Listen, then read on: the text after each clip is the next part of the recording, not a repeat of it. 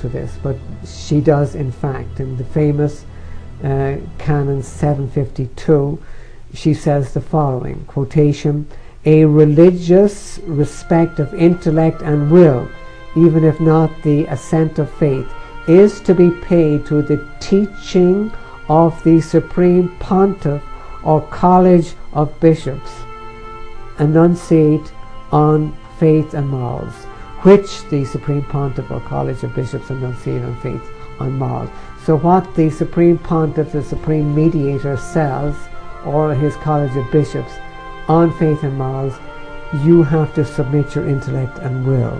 And this is the same teaching. It is not upheld with the rigors of the past, or there are no sanctions like the past, but the same mindset is there. And I think that we have to see that, and we have to realize that Bible believers were fortified. They saw what the Apostle Peter said, kept by the power of God. And they were kept by the power of God, and their faith resounded at that time before the throne of God. And it still resounds on the pages of history for those who dare read the true historical accounts. Why would the Church, that claims to be a humanitarian loving organization, continue to write those canons into her modern law? Could it be that the Roman Catholic Church is still using those laws and maintaining that same mindset in our day and age? Well, it's certainly among the best kept secrets of the history of the 20th century that an Inquisition which was as severe as in previous centuries that we've been discussing did take place at the time of the Second World War. Just to give you a little background first, in 1929 Benito Mussolini signed the Lateran Treaty with the Pope of the time, Pope Pius XI, officially conceding Vatican Hill to the Pope. In other words, the Vatican to be set up again as a political entity. And the papacy once again became a sovereign civil state. The legal agreement with Mussolini was just the beginning of the concordats that were to be established with many nations, perhaps the most infamous being the one between Pope Pius XII and Adolf Hitler. And the Vatican formed alliances with the following Roman Catholic dictators, among others: Benito Mussolini, Adolf Hitler, Francisco Franco in Spain, Antonio Salazar in Portugal, Juan Perón in Argentina, but the most brutal and bloodthirsty of all of them was Anton Pavelic in Croatia.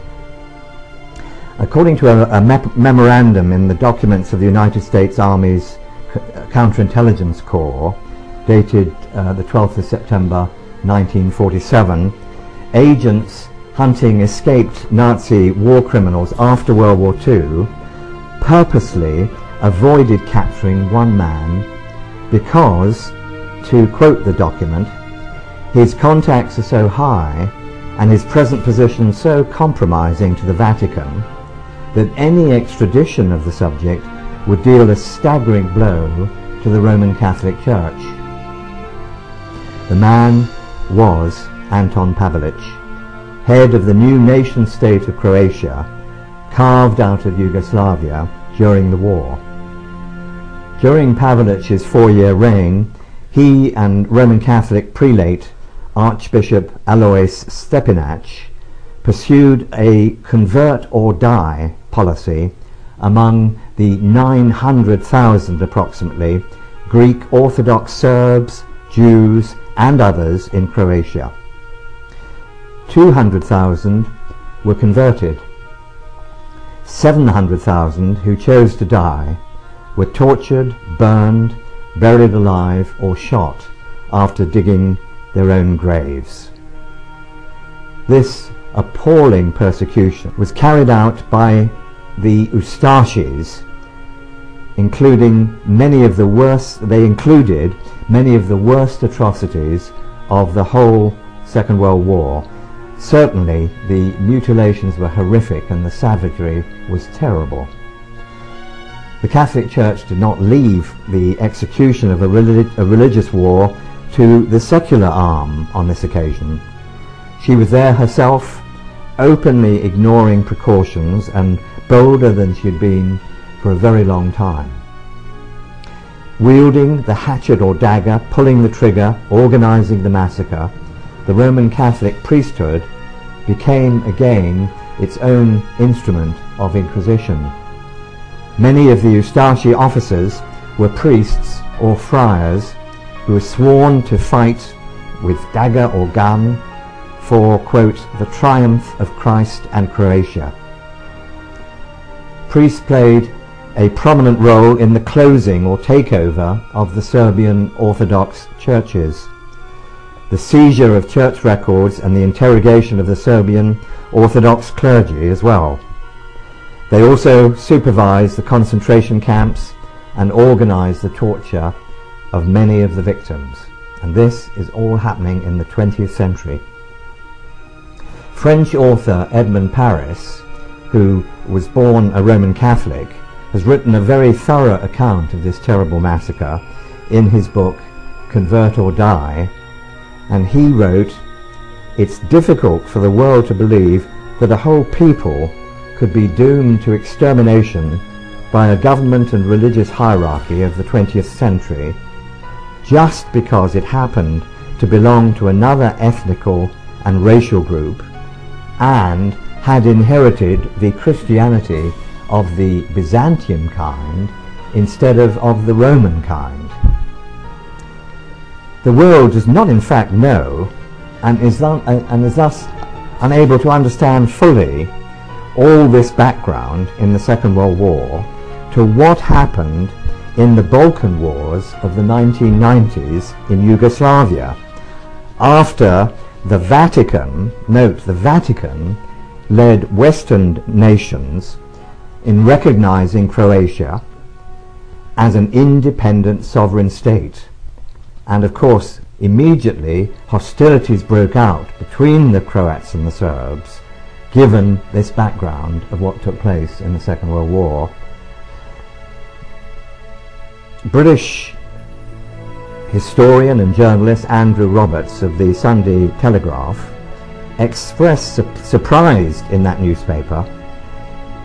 He wrote, "In the present crisis, almost the entire Western media have chosen to champion the Croats."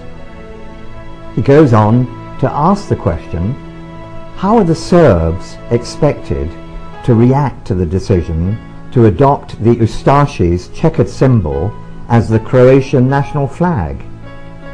In Krajina, it takes longer than the 45-minute attention span of today's CNN broadcaster to forget the way Franciscan friars participated in the slaughter of Serbs in Croatian Bosnia. Orthodox Serbs were promised protection if they converted to Catholicism, but were then killed after they entered the churches as the priests looked on.